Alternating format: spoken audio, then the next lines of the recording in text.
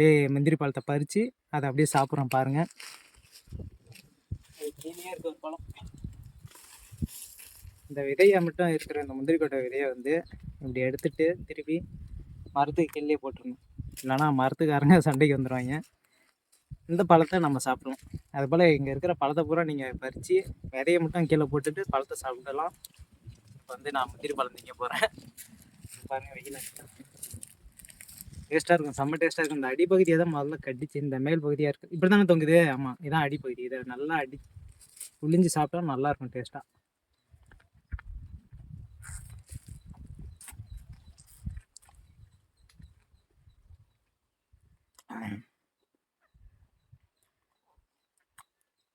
என்ன பார்க்குற, குரங்கு மரத்துல திங்கிற மாதிரி இருக்குங்கிறியா?